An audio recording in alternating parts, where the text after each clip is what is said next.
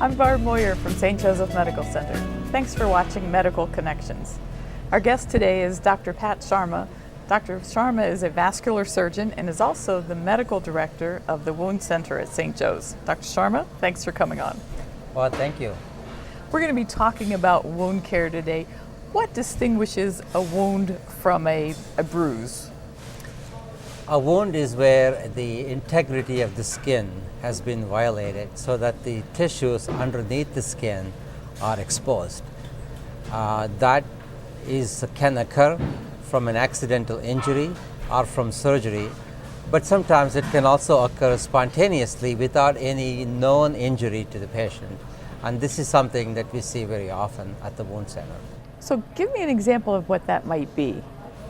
Patients who have had vascular disease, such as problems with the veins or blocked arteries, and patients who have diabetes can have spontaneously occurring wounds that they may notice after they have advanced to a certain extent, because oftentimes the sensation would have been decreased and the patient may not notice it unless somebody else notices it and brings it to their attention.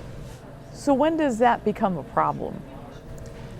A wound should heal within a normal period of time, and that can differ from different parts of the body and in different patients. For example, a clean surgically created wound in the head and neck and face may heal within 3 days. A wound in the abdomen may heal in 10 days to 2 weeks. In the leg, it may take longer. So how fast the wound heals is a function of how well that organ or that part of the skin is supplied with blood. It becomes a problem when the wound does not heal properly. The wound goes through a certain set number of stages in the process of healing, and there are actually 4 stages that we define. And when the wound does not follow those stages of healing and it gets stuck in some or the other stage for various reasons, then it becomes a problem and becomes a chronic wound.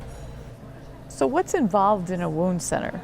A wound center is a specialized area where we have specialists that, number one, have knowledge of what the causes of the wounds are and what is needed to get them healed properly and as quickly as possible.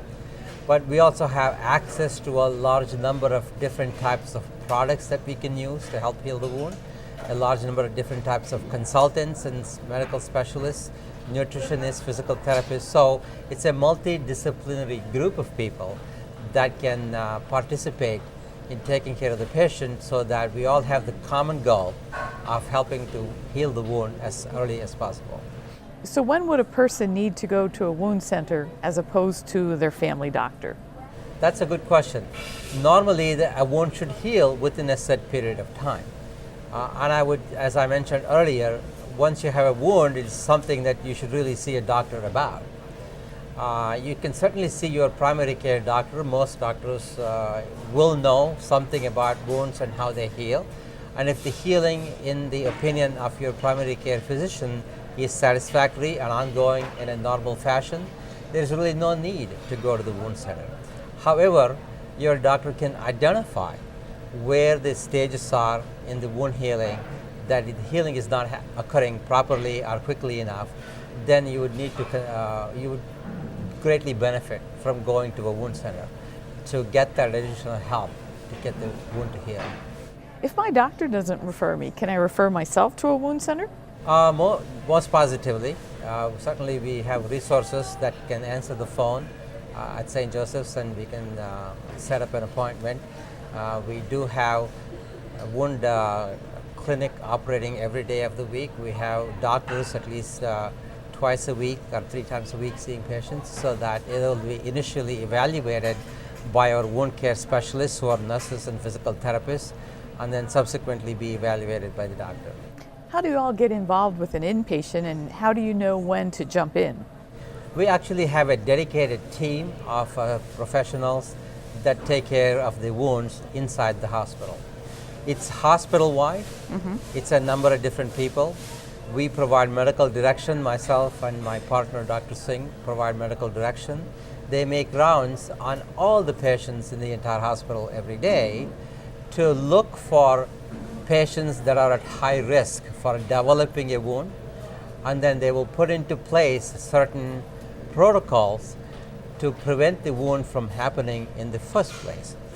However, if the patient already has a wound or has been admitted with a wound, the nurse can ask for the wound team to be involved and evaluate the patient.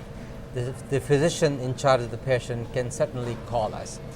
But integrity of the skin and wounds, especially wounds that occur in the hospital, is a major concern for us, and there's a great push to prevent the occurrence of wounds within the hospital setting. So we have an entire team of professionals who actually go around every day and look at some patients quickly, some patients in greater detail to take care of the wounds. Now, when you talked about preventing a wound, how do you do that? Well, there are many factors that influence in the causation of a wound. These are people that we call at-risk patients.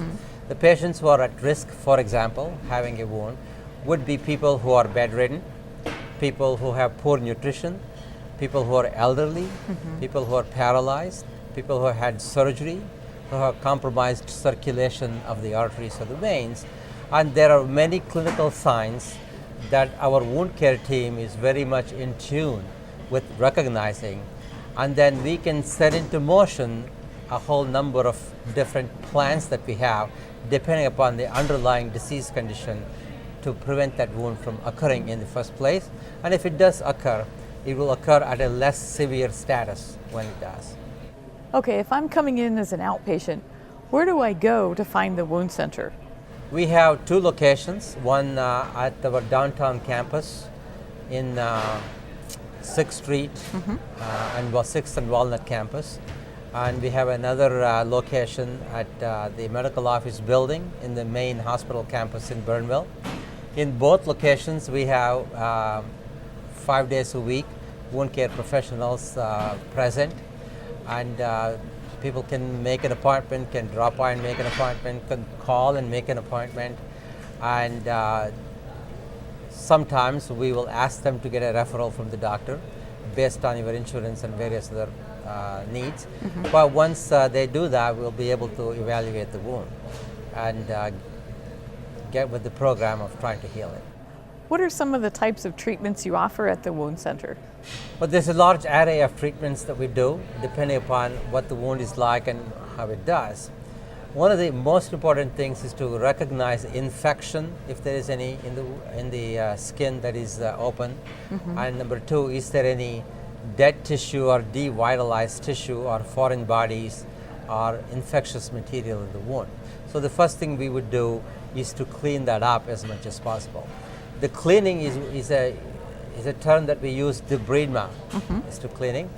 The best way to do the debridement would be to actually take a knife and clean it out surgically, but it is essentially painless most of the time because we're only cutting through dead tissue, not living tissue. Sometimes the dead tissue is firmly adherent to the living tissue, and that sort of a debridement may be painful. So we have other methods of debriding the wound, such as enzymatic and mechanical and ultrasound that we use. So that's one of the modalities. Once the wound is a little more clean, there are, as I said, several stages of healing. We are able to recognize what stage of the healing the wound is in and promote the conditions for the healing to occur based on that stage, keeping either a moist environment or a dry environment, and to make sure that the drainage does not sit there and cause further infection, to clean up all the bacteria that may be colonizing into the wound. So there are topical ointments and salves and topical ultrasound, topical electrical stimulation that we do, and many mechanical things that we do to promote the wound healing. In some of the more advanced cases, we do advanced therapies such as vacuum assisted wound therapy. It's called VAC, VAC. So that there are multiple modalities. There are at least a dozen different modalities, all of which we have access to, and it's a matter of choosing the right one for the appropriate patient. Do we also offer hyperbaric? We also offer hyperbaric oxygen treatment. There are very specific indications for that. It would not be the first thing that we would do, but it is specifically indicated for people who have damage to the skin from radiation or bone, infection in the bone that's chronic, and and special types of infections that are caused by certain bacteria that are not responding well to the antibiotic therapy. The hyperbaric oxygen would help. So we definitely have access to the hyperbaric chambers, and we have our own medical director who takes care of that, and we have a way of recognizing them and sending the patients over to the hyperbaric chamber if needed. If somebody has a wound that they've been treating either by themselves or with a doctor for, say, 30 years, can you all still help? Absolutely. There's a good example of someone who had a wound for 30 years that we recently treated with very good results. Yes, the wound should heal within the few days to 2 or 3 weeks, and if it doesn't heal, there is something wrong. So there is, even if the wound has been present for 30 years, it's a good idea for them to seek evaluation and consultation at the wound center, because there is something underlying the wound that it is not healing, and we are specifically tuned in to what are the causes that it is chronic and why is it not healing. Sometimes there may even be some skin type of cancers occurring in the wound if they are that chronic. So it's a good idea to make sure that it is not that chronic, but it would be a good idea to have the wound biopsied and looked at, and special cultures taken and x-rays taken and circulation tests done to see what is contributing to the poor healing or non-healing of the wound. Have you treated patients like that have come in after a long time? In fact, time? these are our typical patients. We treat the patients on a chronic basis. The acute wounds are usually the ones that heal relatively fast, and we seldom see them. And these are able to be handled by the patient and the family, or the primary care physician, or the primary surgeon. We tend to see the wounds that are complex and they take longer time to heal, and have not healed, and the caregivers have been somewhat frustrated, be it doctors or nurses or family members, that this is not making progress, and this is where we actually like to step in and take charge. Does insurance cover this? Insurance covers a great deal, many of the recognized treatments that we use. Therefore, I don't think it's an issue as far as the insurance is concerned. We have a team that works with the insurance companies to make sure that they're pre-certified and properly appropriated, so that we not only take into consideration the wound itself, but we take into consideration the patient's financial status, physical and emotional status, and what effect it has on his life, his quality of life, and the caregiver's life. And so we have a team that is able to address all those issues. So we have social workers as well as nurses and physical therapists and doctors. Terrific.